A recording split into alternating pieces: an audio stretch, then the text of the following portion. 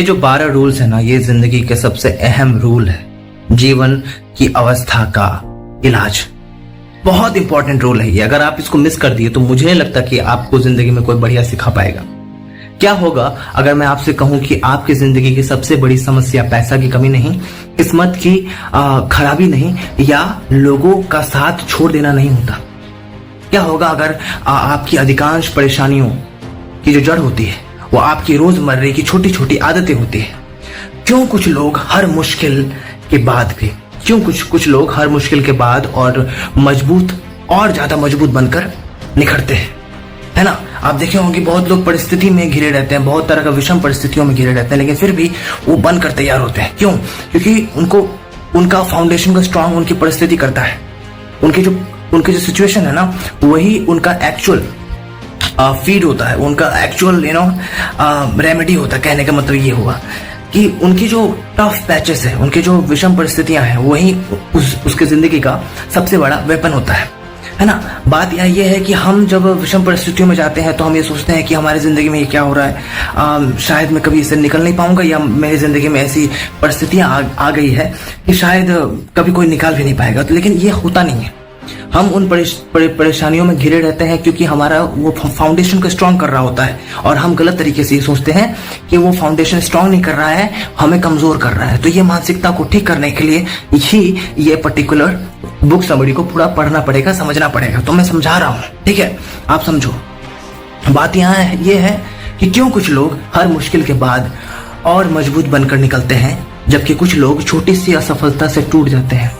और सबसे बड़ा सवाल ये है कि क्या सिर्फ 12 नियम आपकी पूरी जिंदगी की दिशा और दशा बदल सकती है? आज हम बात करेंगे विश्व प्रसिद्ध मनोवैज्ञानिक जॉर्डन बी पीटरसन की किताब, जिसमें लिखा है 12 rules for life. 12 rules for life, जो आपको सिखाती है कि अव्यवस्था, चाओस से भरी दुनिया में एक मजबूत, सफल और अर्थपूर्ण जीवन कैसे जिया जाए।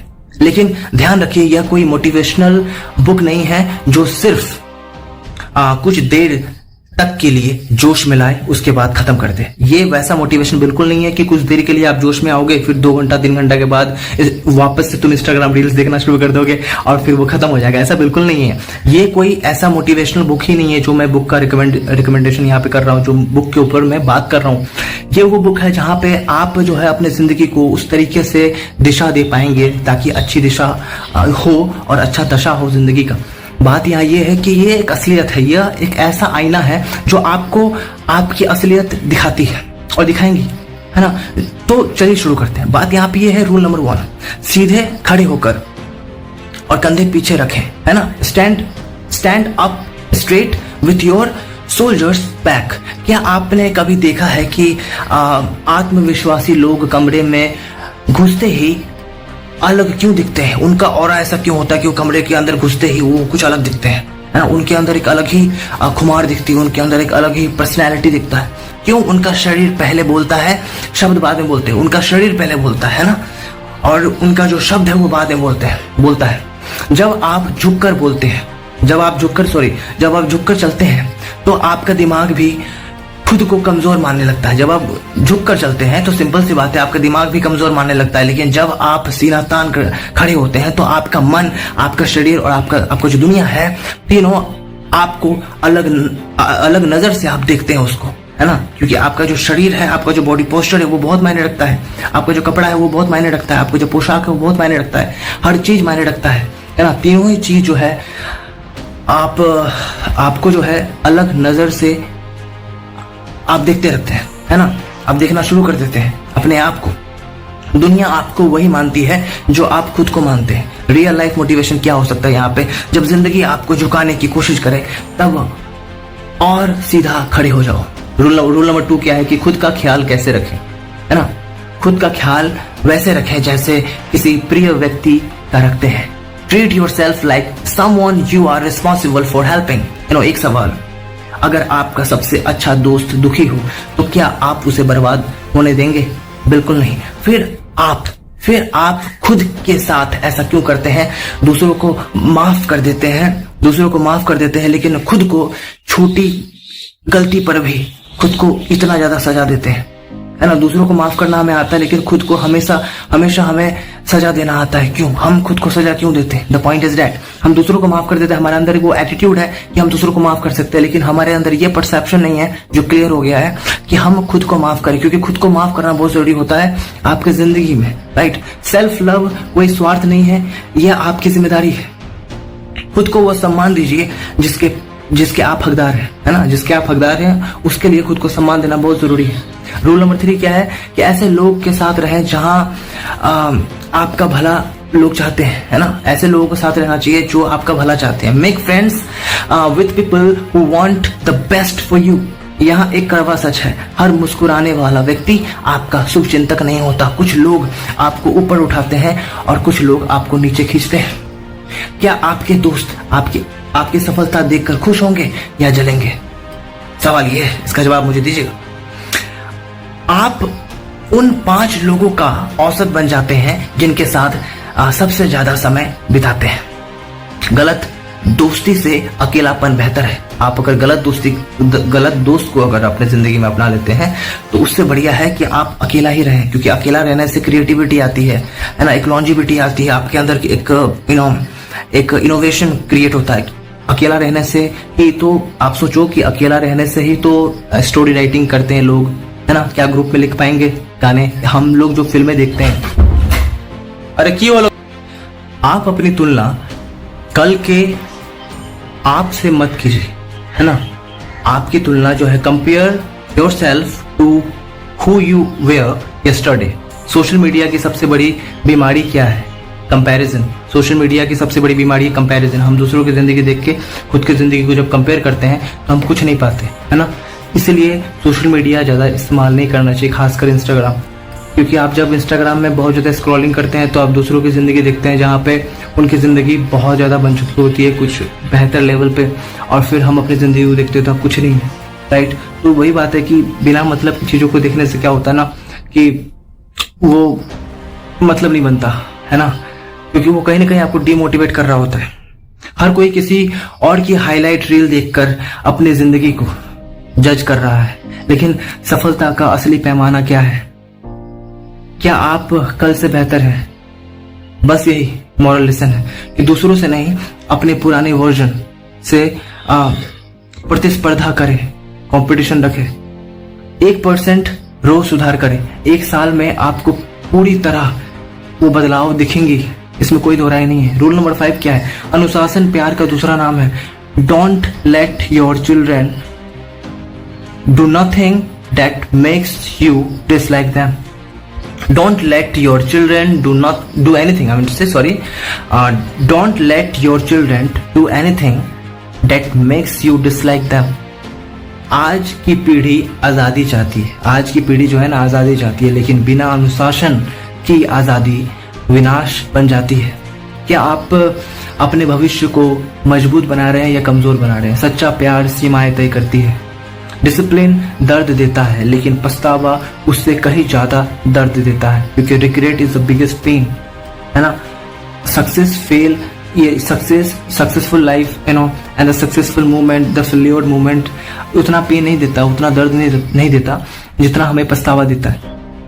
तो दुनिया बदलने से पहले खुद को बदलना जरूरी है। Set your house, you have to set your house in perfect order before you criticize the world. सरकार खराब है, समाज खराब है, लोग खराब है, लेकिन सवाल यह है कि क्या हम खुद सही हैं? So the moral lesson is what? दुनिया को बदलने का सबसे तेज तरीका क्या हो सकता है? खुद को बदलना। अगर आप खुद को बदलोगे तो फिर देश बदलेगा, समाज बदलेगा। कहते हैं ना कि हम बदलेंगे तो युग बदलेगा, हम सुधरेंगे तो युग सुधरेगा, है ना। बात यहाँ वही है कि अपने कमरे को व्यवस्थित करने से शुरुआत कीजिए। धीरे धीरे पूरी जिंदगी व्यवस्थित होने लगेगी, है ना। पहले अपने आप, अपने रूम को, अपने कमरे को, अपने सिचुएशन को, हर एक चीज को व्यवस्थित करना होता है, तब जाके हमारे अंदर एक मोटिवेशन आता है कि मैं आगे एक पॉइंट और रखूंगा, राइट। अपने कमरे को व्यवस्थित करना शुरू कीजिए। जैसे कि आप सुबह उठते हो तो उठते ही क्या करते हो? उठते ही आप सिंपल सी बात है अपना पिलो ब्लैंकेट सब ठीक करते हो, राइट, प्रॉपर तरीके से। उसके बाद उठते हो तो मतलब कि जब आप उठे हो, जैसे आप पिलो और बेड कवर सब ठीक किए, कहने का मतलब कि पहला काम आप कर चुके हैं, पहला काम हो चुका है। मतलब कि आपका जो एक पहला पड़ाव था, आप उसको पार कर दिया, अब दूसरा पड़ाव आपका काम होगा, राइट। तो ये एक मोटिवेशन है जो कि आप एक डेली बेसिस पे आप एक डिसिप्लिन तरीके से कर रहे हैं, राइट। अब वो एक मोटिवेशन नहीं रहा, अब वो एक डिसिप्लिन बन चुका है। मैं बस वही कहना चाह रहा हूँ कि मोटिवेशन शॉर्ट टाइम प्लेजर की तरह होता है, लेकिन डिसिप्लिन जो है वो जिंदगी भर का आधार बन जाता है। आसान नहीं है ना, अर्थपूर्ण रास्ता चुनो। आसान नहीं, अर्थपूर्ण रास्ता चुनो। Pursue what is meaningful. हर इंसान खुशी चाहता है, लेकिन खुशी हमेशा मीनिंग से आती है, यू नो, सुविधा से नहीं आती, है ना। क्या आप सिर्फ जी रहे हैं या किसी उद्देश्य के लिए जी रहे हैं। टेम्पररी प्लेजर अक्सर परमानेंट पेन देता है। जो रास्ता कठिन होता है वही आपको महान बनाता है। रूल नंबर 8 क्या है? रूल नंबर 8 है कि सच बोलो या कम से कम झूठ मत बोलो, है ना। सच बोलो, कम से कम झूठ मत बोलो। बात यही है कि टेल द ट्रूथ। एक झूठ 10 कहते ना कि एक झूठ जो है हम छुपाने के लिए हम हजारों झूठ बोलते हैं, और धीरे धीरे इंसान अपनी ही बनाई हुई नकली दुनिया में खो जाता है और उस झूठ को दबाने के लिए हजारों झूठ बोलते हैं, है ना। बात यही है कि सच कड़वा हो सकता है लेकिन मुक्त करता है। कहने का मतलब ये है कि सच एक बार बोल दिए तो बात खत्म हो गया पूरी तरीके से। ईमानदारी आपको तुरंत फायदा ना दे, मानते हैं ईमानदारी जो है आपको तुरंत फायदा ना दे, ये मैं मानता हूं, इसमें कोई दोहराई नहीं है कि ईमानदारी जो है हमें तुरंत फायदा नहीं देता, लेकिन लंबे समय में वही आपकी सबसे बड़ी ताकत बनती है। रूल नंबर 9 क्या है कि यह मानकर सुनो कि सामने वाला कुछ जानता है। assume the person you are listening to knows something you don't।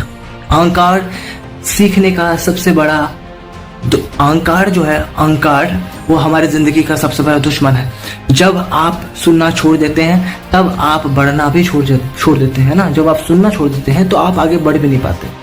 हर इंसान आपका शिक्षक हो सकता है, राइट। जो ज्यादा सुनता है वो ज्यादा सीखता है। रूल नंबर 10 क्या है? रूल नंबर 10 है कि अपने शब्दों को स्पष्ट बनाइए। Be precise in your speech. कई बार समस्या जिंदगी में नहीं होती, समस्या यह होती है कि हमें पता ही नहीं होता कि असली समस्या क्या है ना। अपनी परेशानी को एक लाइन में समझना बहुत जरूरी है ना। क्या आपने कभी अपनी परेशानी को एक लाइन में समझा है ना। अस्पष्टता शक्ति है। जिस समस्या को आप नाम दे सकते हैं उसे आप हल भी कर सकते हैं। रूल नंबर 11 क्या है कि जोखिम लेने से मत डरिए। Do not bother children when they are skateboarding, skateboarding, right. जिंदगी में गिरना जरूरी है, क्योंकि जो कभी गिरा नहीं वो कभी मजबूत बना नहीं। अत्यधिक सुरक्षा कमजोरी पैदा करता है। कहते हैं ना कि कंफर्टनेस हमें बहुत चोट पहुंचाती है और डिस्कम्फर्टनेस हमें बहुत सारे रास्ते हमारे खोलते हैं, राइट।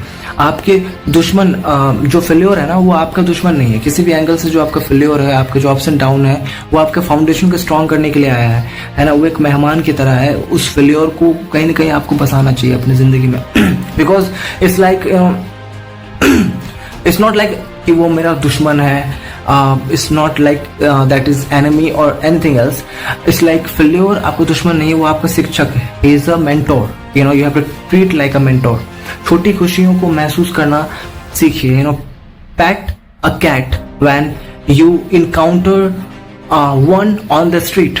जिंदगी हमेशा आसान नहीं होगी, दर्द आएगा, मुश्किलें आएंगी, नुकसान होंगे, लेकिन इन सब के बीच एक मुस्कान, एक सूर्योदय, एक दोस्त की बात या किसी बच्चे की हंसी जीने की वजह बन सकती है। कहने का मतलब क्या हुआ कि एक मुस्कान, एक सूर्योदय, एक दोस्त की बात या किसी बच्चे की हंसी जीने की एक्चुअल वजह बन सकती है। छोटी खुशियां बड़ी ताकत देती है, राइट। कभी कभी जिंदगी बदलने के लिए बड़े चमत्कार की जरूरत नहीं होती, छोटी पल ही काफी होती है ना। कभी कभी जिंदगी बदलने के लिए बड़े चमत्कार की जरूरत नहीं होती, छोटी छोटी खुशियां ही काफी होती है। अब एक आखिरी सवाल ये है कि अगर अगले 365 दिनों तक आप इन 12 नियमों को, सिर्फ 3 नियम, इन तमाम 12 नियमों में से, 12 सिद्धांतों में से अगर 3 नियम को भी ईमानदारी से अपनाते हैं तो मैं ये समझ सकता हूँ कि आपकी जिंदगी कैसी दिखेगी, है ना। क्या आपका आत्मविश्वास बढ़ेगा? क्या आपके रिश्ते बेहतर होंगे? क्या आप मानसिक रूप से मजबूत बनेंगे? जवाब अगर हाँ है तो बिल्कुल कमेंट सेक्शन खुला हुआ है और अपनी बात आप रख सकते हैं, क्योंकि यह किताब सफलता का शॉर्टकट नहीं है किसी भी एंगल से। ये कोई सक्सेस का शॉर्टकट नहीं हो सकता। इट वुडंट बी, ये कोई भी किताब नहीं हो सकता। सफलता का शॉर्टकट कुछ भी नहीं है। यह आपको वो इंसान बनाना सिखाते हैं जो किसी की परिस्थिति में टूटता नहीं। Life is not about avoiding chaos, it's about becoming strong enough to face it. जीवन का उद्देश्य समस्याओं से भागना नहीं बल्कि इतना मजबूत बनाना है कि आप हर समस्या का सामना कर सकें। और याद रखिए, दुनिया बदलने से पहले खुद को बदलना जरूरी है, क्योंकि जब इंसान बदलता है तभी उसकी दुनिया बदलती है। Now this is the actual point of it, और यही था book summary of 12 rules for life by Jordan B Peterson. An antidote to chaos, जीवन की अव्यवस्था का इलाज। So yeah.